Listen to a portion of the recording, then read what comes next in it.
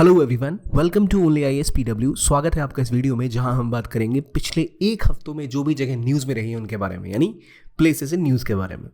एक जो टॉपिक हम सबसे पहले कवर कर रहे हैं वो है ISA यानी इंटरनेशनल सी बेड अथॉरिटी। तो ISA है क्या? ISA ने एक रूल पास करने की बात की है जिससे वो बेहतर जो वर्ल्ड में सी माइनिंग होती है उसको ठीक से वो बेहतर तरीके से मैनेज कर पाए और जो इम्पॉर्टेंट मिनरल्स जैसे निकल, कोबाल्ट और कॉपर जो डीप सी बेड में मिलता है उसके एक्सप्लोरेशन को लेकर अपने नियमों में कुछ बदलाव करने की बात की है। तो पहली बात, ISA है क्या, ये काम क्या होती है, माइनिंग की पूरी पॉलिटिक्स क्या है, वो जरा देखते हैं। देखिए, आमतौर पे हमें पता है कि भारत एक देश है। मान लो ये इंडिया का मैप ऐसे ही छोटा सा बना दिया मैंने, तो इंडिया की ज़मीन पर अगर आपको कहीं माइनिंग करनी हो तो आपको गवर्नमेंट ऑफ इंडिया से परमिशन लेनी पड़ती है। लेकिन जब वो माइनिंग समुद्र में करेंगे आप, तो आप किससे परमिशन लेंगे? क्या बिल्कुल कहीं भी जाकर आप माइनिंग कर सकते हैं? अगर कोई भी कहीं भी माइनिंग कर पाता तो अमेरिका, चाइना जैसे देश जो स्ट्रांग मिलिट्री रखते हैं वो तो कहीं भी युद्ध कर लेंगे। तो इस चीज़ को सॉल्व करने के लिए ग्लोबल रूल मेकिंग बॉडी होती है इंटरनेशनल सीबेड अथॉरिटी। तो पहले देखते हैं क्या क्या बाउंड्री है, कहाँ कहाँ पे डिफरेंसेस है। पहली चीज़, कैसे एक्सप्लोरेशन होती है। जैसे कई सारे पॉलीमेटेलिक नोड्यूल्स होते हैं जिनसे आपकी रेयर अर्थ मेटल्स जिन्हें आप कहते हैं, जिन्हें आप इलेक्ट्रॉनिक इक्विपमेंट्स में यूज़ करते हैं, जिनकी इंपॉर्टेंस बहुत ज़्यादा होती है आज के टाइम में, वो सब है। लेकिन पहले देखते हैं क्या पूरी कहानी है। देखिए, नॉर्मली ये होता है कि एक जैसे समुद्री इलाकों में अब जब नापते हैं तो जो मेजर हम करते हैं उसे कहते हैं हम नॉटिकल माइल्स। NM मतलब नॉटिकल माइल्स।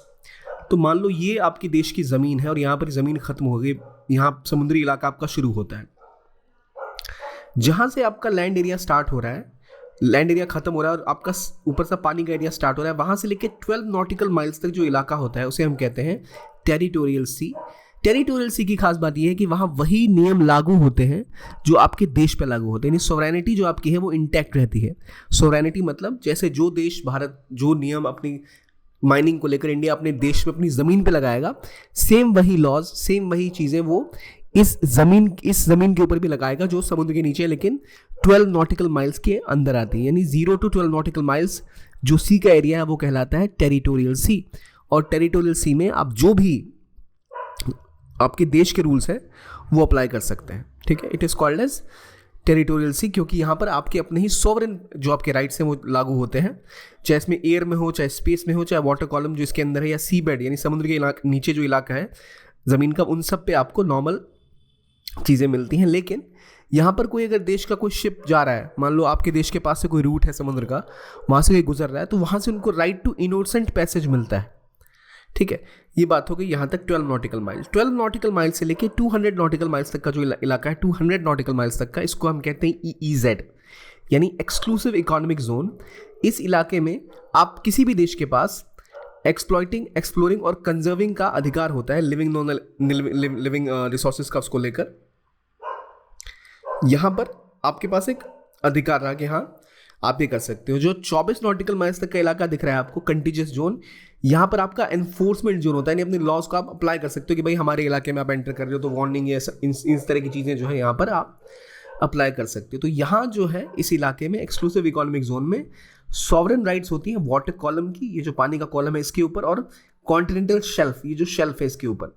तो ये अधिकार किसी भी देश को मिलता है। इसलिए आप देखते हो कोई भी देश ये चाहता है कि हमारा एक नया आइलैंड जो है वो ज़्यादा दूर तक, जैसे मान लो अंडमान निकोबार पे इंडिया का आइलैंड है जो इंडियन स्टेट के अंदर आता है, तो क्योंकि वो इंडिया का आइलैंड है तो अंडमान निकोबार से 200 नॉटिकल माइल्स तक इंडिया का एक्सक्लूसिव इकोनॉमिक जोन होता है।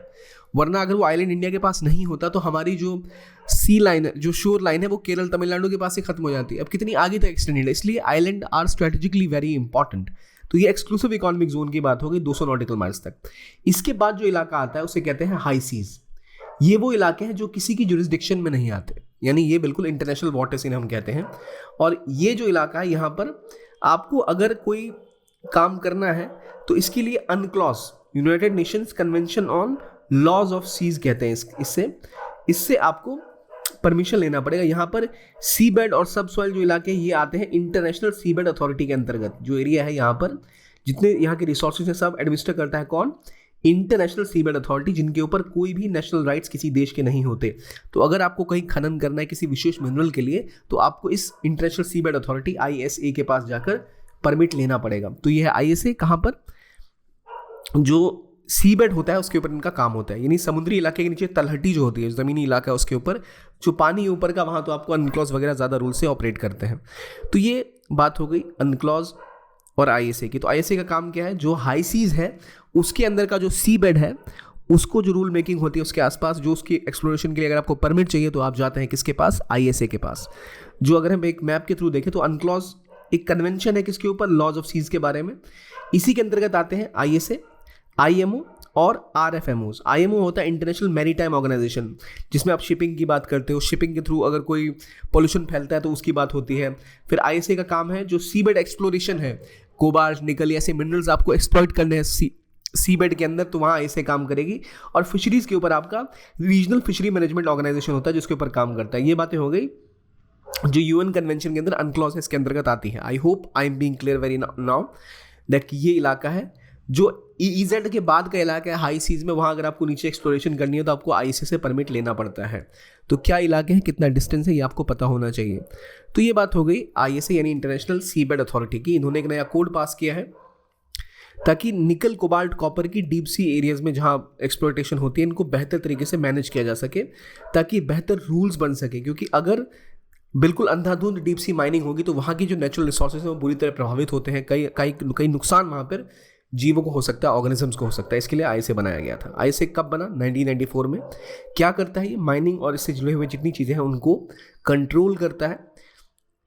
ये देशों की सरकार जो होती है, राष्ट्रीय सरकारें, उनके अधिकार से बाहर की चीज़, एक अंतर्राष्ट्रीय बॉडी है।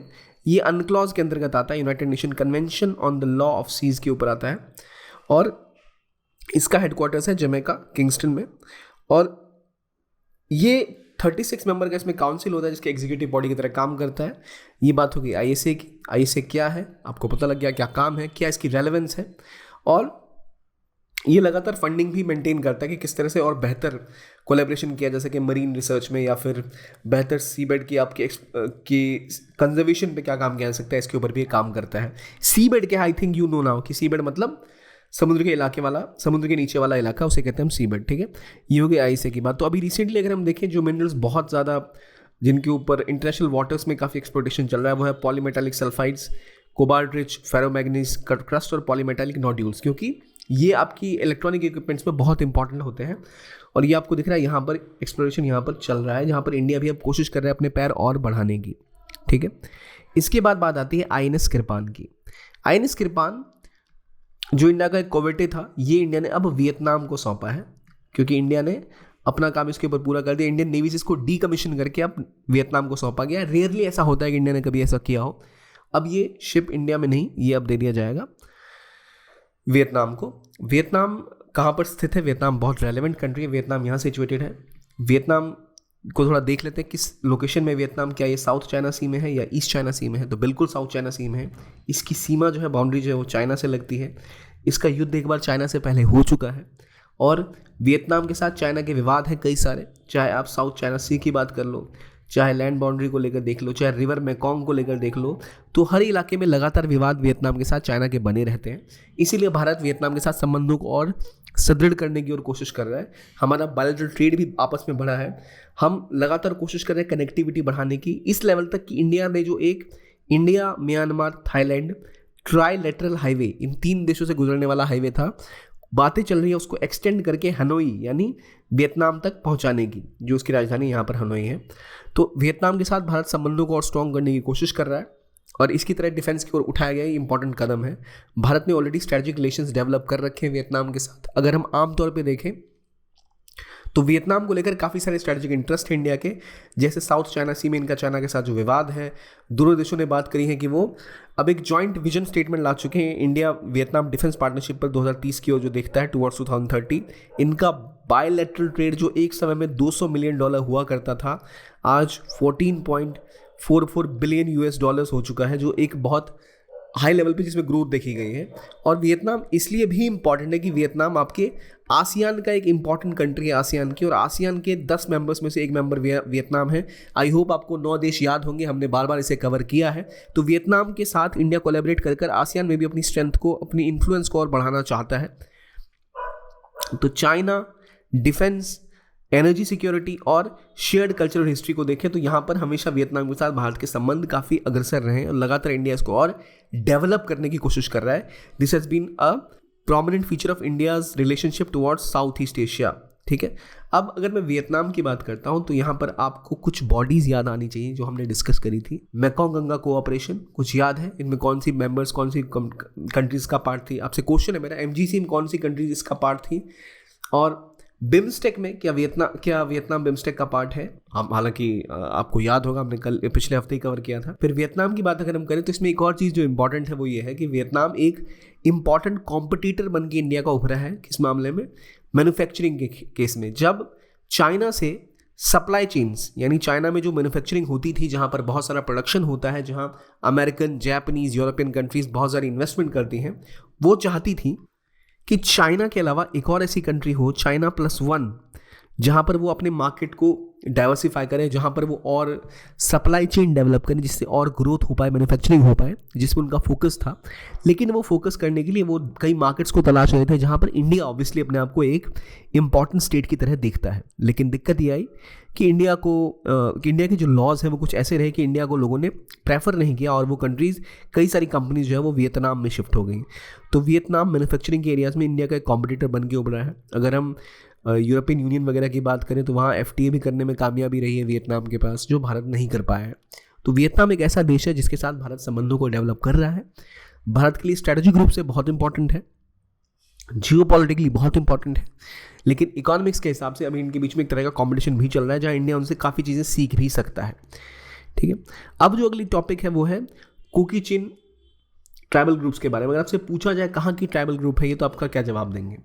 इसी प्रकार से अगर हम वियतनाम में जाएं तो मैं आपसे पूछूं कंबोडिया और लाओस में कौन सी कंट्री है साउथ ईस्ट एशिया में जो कि लैंड लॉक्ड है, तो क्या आपके पास जवाब पता है? ठीक है. क्या अगर मैं आपसे पूछूं कि चाइना से किन देशों का बॉर्डर लगता है, आपको पता है? तो इसीलिए एटलस साथ रखना बहुत इंपॉर्टेंट, उनको देखना बड़ा ज़रूरी है क्योंकि मैपिंग में ऐसे ही क्वेश्चन आते हैं. खैर, हम आगे बढ़ते हैं और बात करते हैं कुकी चिन ट्राइब की. कुकी चिन ट्राइब कहाँ की है? तो ये म्यांमार की ट्राइब्स हैं जिनके ऊपर इंडिया में इलीगल माइग्रेशन काफ़ी देखा गया इनका, और ये एक बहुत बड़ा मुद्दा बन गया मणिपुर में भी, नॉर्थ ईस्ट में भी. क्योंकि पहले इसको जानने से पहले हमें समझना पड़ेगा कि बाउंड्री की कहानी क्या है. इंडिया म्यांमार के रीजन में जो बाउंड्री है उसके साथ खास बात यह है कि वो इलाका कहलाता है एक फ्री मूवमेंट वाला इलाका, यानी इंडिया म्यांमार बॉर्डर जो है इसे कहते हैं फ्री FMB, यानी फ्री मूवमेंट रिजीम की बात करते हैं.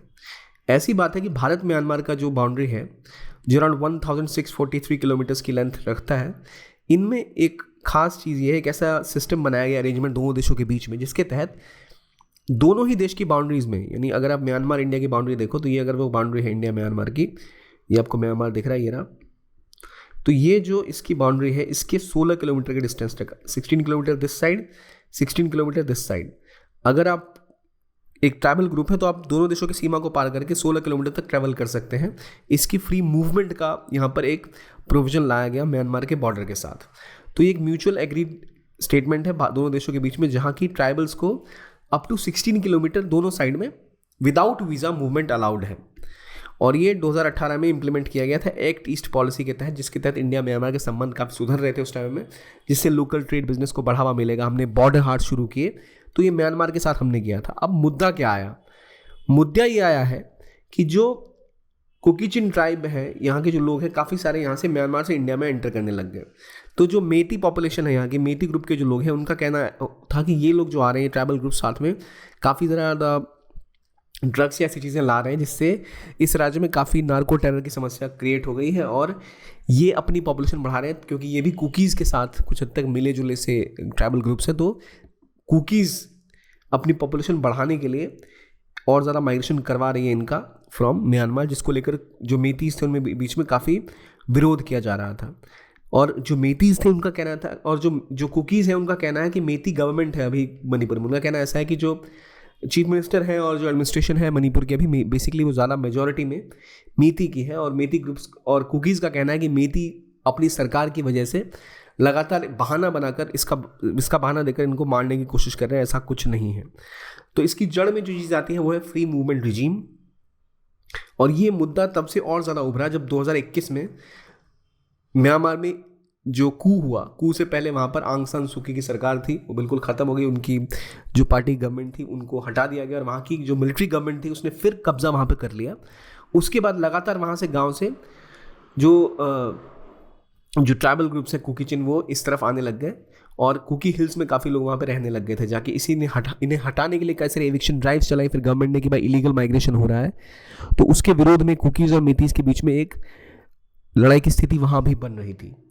तो मेती और इसके ऊपर एक पेपर भी आया था, एक रिसर्च पेपर जो CLAW नाम का संस्थान है इसने शुरू किया था।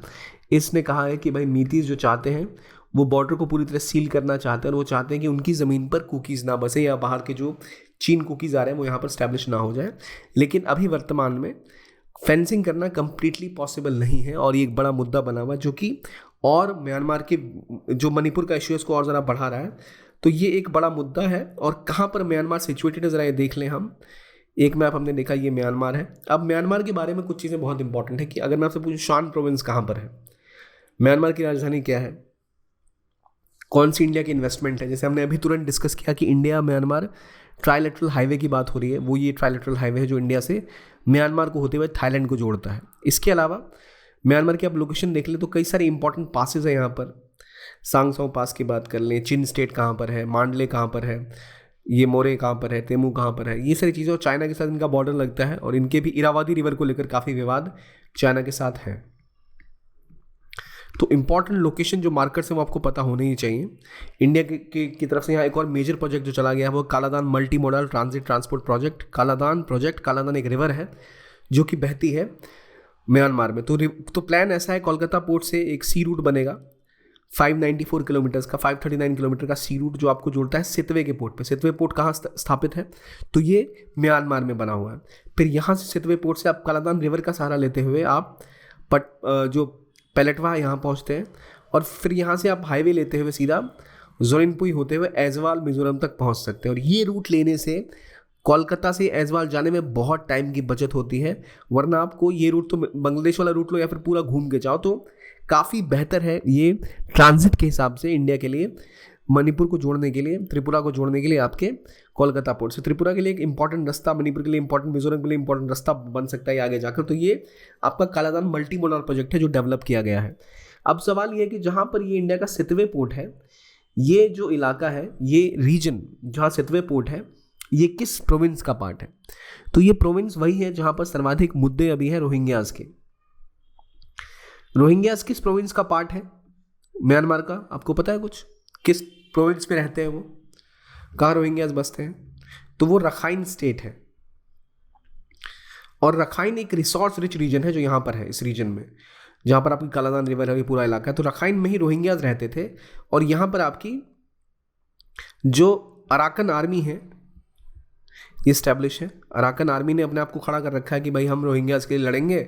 और म्यांमार की आर्मी का कहना है कि जो अराकन आर्मी है एक टेररिस्ट ऑर्गेनाइजेशन है। तो इसी रीजन में इतना विवाद है, इतने झगड़े हैं रोहिंग्यास के, अराकन आर्मी वर्सेस जो म्यांमार की जो आर्म फोर्सेज, इनके बीच में झगड़े होते रहते हैं, दंगे हुए, रोहिंग्यास को वहाँ से भगा दिया गया, फिर एक रिफ्यूजी क्राइसिस क्रिएट हो गया। इसी वजह से जो इंडिया का कालादान मल्टी मोडल प्रोजेक्ट था वो काफ़ी डिले हो रखा है।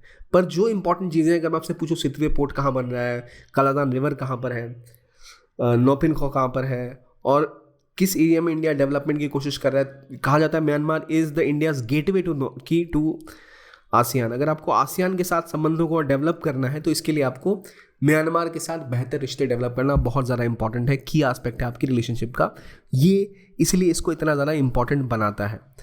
तो कहाँ पर आज का विवाद जो हमने पढ़ा वो था कुकीचिन विवाद, कहाँ पर है, किस देश की हम बात करें तो म्यांमार की बात कर रहे हैं। क्यों म्यांमार इंपॉर्टेंट है, gateway to south east Asia है, क्या क्या प्रोजेक्ट इंडिया उसके ऊपर काम कर रहा है। तो सितवे पोर्ट की बात कर लो आप, कालादान मल्टी मोडाल प्रोजेक्ट की बात कर लो। मल्टी मोडाल क्यों, क्योंकि समुद्री रास्ता भी है, हाईवेज भी हैं और आपकी वाटरवेज भी डेवलप की जा रही है। फिर आप इंडिया म्यांमार ट्राइलेटरल हाईवे की बात कर लो। तो लगातार इंडिया कोशिश कर रहा है और ट्रांजिट बनाने की अपने नॉर्थ ईस्ट के स्टेट्स के लिए लगातार कोशिश कर रहा है कि म्यांमार के साथ संबंधों को बढ़ाया जाए। और ये जो दिक्कत है, जो फ्री मूवमेंट जो अलाउड है, इसको लेकर नॉर्थ ईस्ट के कई राज्यों में विवाद की स्थिति उत्पन्न हुई है। पर Bharat long standing point of view से म्यांमार के साथ संबंधों को और डेवलप करना चाहता है। अगला टॉपिक देखते हैं हम, फ्री मूवमेंट रिजीम कहाँ समझ गए, इंडिया म्यांमार बॉर्डर पर क्या उसकी कॉम्प्लिकेशन आप आएगा समझ गए होंगे। अगला टॉपिक है इसराइल के बारे में।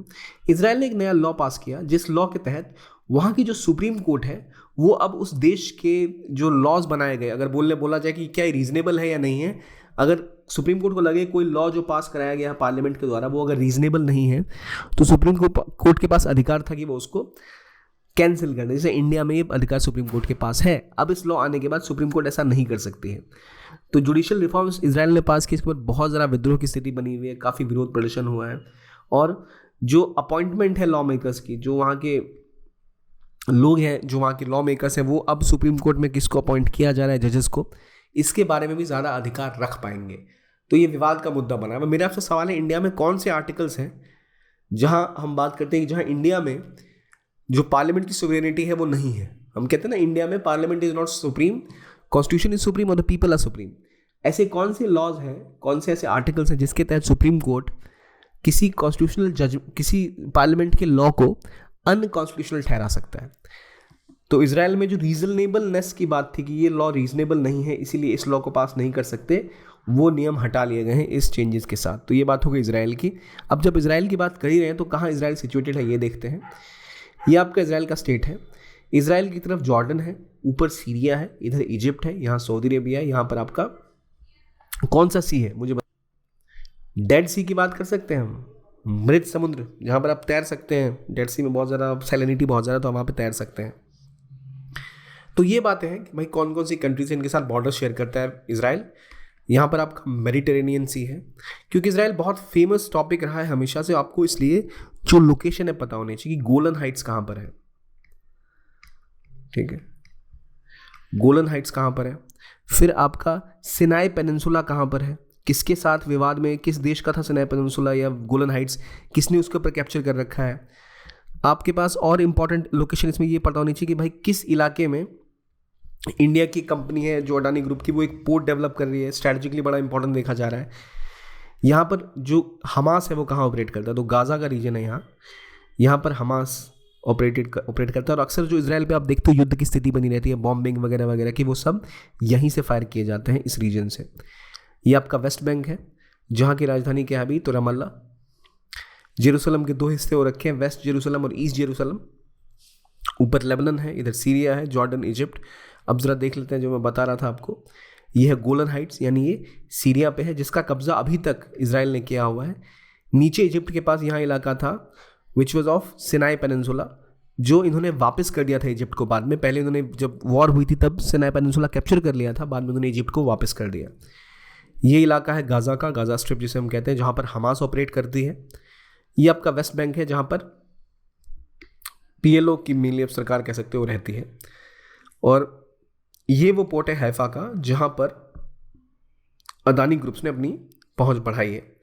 तो ये पूरी जो सिचुएशन है कि भाई कहाँ पर कौन सी लोकेशन है, इजराइल की राजधानी क्या है, तो इंडिया अभी तक तेल अवीव को इजराइल की राजधानी मानता है। ये सारी जो भी इंपॉर्टेंट लोकेशंस है, कहाँ पर क्या सिचुएटेड है, किसके साथ कौन सा युद्ध हुआ, ये जानना बहुत इंपॉर्टेंट है। कहाँ पर जॉर्डन रिवर बह रही है, कहाँ पर डेड सी है, वेस्ट बैंक क्या रिवर का नाम है या किसी जगह का नाम है, तो वो जो चीज़ें हैं वो इंपॉर्टेंट हो जाती है। आपसे अक्सर इजराइल और मिडल ईस्ट यानी वेस्ट एशिया जिसे हम कहते हैं, मिडल ईस्ट अमेरिकन्स कहते हैं, वहाँ पर उनकी लोकेशन पे काफ़ी क्वेश्चन पूछे जाते हैं, इसलिए इसको ढंग से प्रिपेयर करना बहुत इंपॉर्टेंट हो जाता है आपके लिए। तो ये जो इंपॉर्टेंट लोकेशंस हैं, कहाँ पर स्थित है, कौन सा समुद्री इलाका है, ये आपको पता होना चाहिए। आगे एक जो न्यूज़ आपको पता होनी चाहिए वो है गोडा के बारे में। गोडा एक जगह है जो झारखंड में है। गोडा में पहली बार एक ट्रांसनेशनल इंडिया का पावर प्रोजेक्ट स्टैब्लिश किया गया। USCTPP नाम का ये एक थर्मल पावर प्लांट है जो कि पहला ट्रांसनेशनल पावर प्लांट इंडिया का है। कहाँ पर? गोडा में ट्रांसनेशनल पावर प्लांट। जो ये ट्रांसनेशनल पावर प्लांट है ये क्या करेगा, ये 100% जो इलेक्ट्रिसिटी है ये सारी की सारी जो भी यहाँ से डेवलप होगी वो सारी जाएगी कहाँ पर, तो बांग्लादेश में। तो सारा जो भी यहाँ पर बिजली का उत्पादन होगा वो सब बांग्लादेश को दिया जाएगा। तो दिखाता है इंडिया बांग्लादेश के रिलेशनशिप को ग्रो होते हुए। अब मेरा आपसे सवाल है जो हमने पहले कई बार डिस्कस किया है कि बांग्लादेश के साथ इंडिया के कौन से प्रोजेक्ट्स ऑपरेशंस में है, क्या इंडिया कोई पोर्ट डेवलप कर रहा है, मोंगला पोर्ट कहाँ पर है, क्या आपको वो क्लैरिटी है या नहीं, लैंड एग्रीमेंट कब, लैंड बाउंड्री सेटलमेंट कब किया, बांग्लादेश के साथ, ये सारी चीज़ें बहुत इंपॉर्टेंट हैं। तो गोडा कहाँ पर है? झारखंड में, जहाँ पहला इंडिया का ट्रांसनेशनल पावर प्लांट डेवलप किया गया है, जहाँ से सारी इलेक्ट्रिसिटी कहाँ जाएगी? तो बांग्लादेश। वो इंडिया बांग्लादेश के संबंधों को डेवलप भी करेगा और इंडिया के लिए कुछ रेवेन्यू भी जनरेट करेगा। तो ये बातें थी आज की प्लेसेस इन न्यूज़ के बारे में। आई होप जो क्वेश्चन मैंने आपसे पूछे आपका जवाब उनको पता होगा। देखने के लिए बहुत बहुत धन्यवाद। Thank you and keep watching PW Only IAS।